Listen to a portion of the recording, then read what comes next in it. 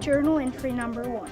The day we departed from Ireland was the best day of my life. I, Owen Mary, was going to America.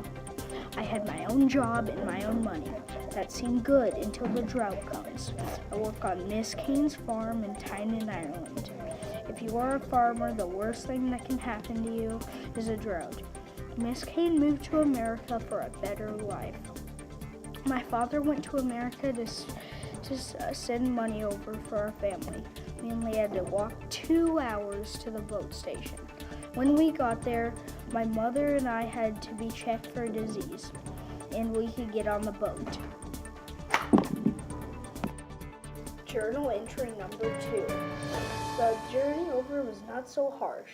We had money, so we were on first class. On the deck, I heard people coughing. I wondered how they got onto the boat. At the middle of the night, I thought I heard someone dying up there. The next few days were fine, even though the ship was crowded. It was so hot, I thought we were in the equator. Water was all around us, but we couldn't drink it. At least people were below the ship burning the water in the fresh water. I was still thirsty. The day we arrived at Ellis Island, I was on the deck, and someone saw land. When I saw the Statue of Liberty, I thought this meant that we could have a new life. Since we were on first class, we got to go out to Ellis Island first. We still had to wait another hour.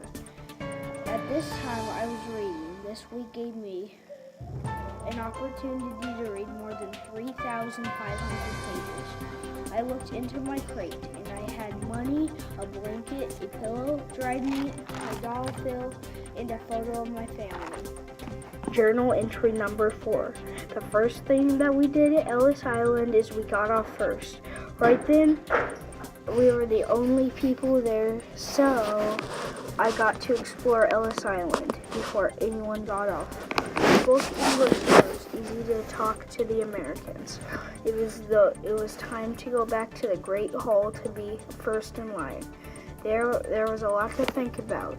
I hadn't seen my father Jim in 2 months. How would he react to seeing my mom and I? I also thought to myself if we could live in the Mid-East so we can grow crops like potatoes. I will soon find out. Entry number 5.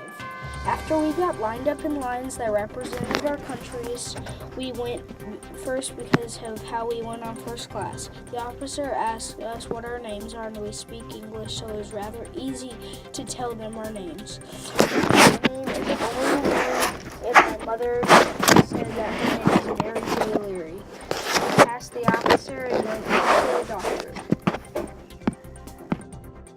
Journal entry number 6. The one person before us got 3 chalk marks. X with a circle on it, F, and B. She was sent back to her home country. The doctor said that it was our turn next. I was fearful that my mother or I were going to be sent back to die. It was my turn. It only took them 1 minute. They said that I was clear to go. My mother was next. It took a little more time, but she was clear to go. That was not all. They said for my mom to come back. When my mother returned, she had a very bad news. She was having another baby. They also said that she was free to go. Journal entry number 7. After seeing the doctor, we had to find a way out. My mother said that she was feeling a little sick, so she would stay here and would let me go and find the way out. She said, come back to her. I went down a long hallway. I saw paintings and pictures galore. There were so many. I saw a big open room. As I was wandering, I saw a kid, and his name was Philip.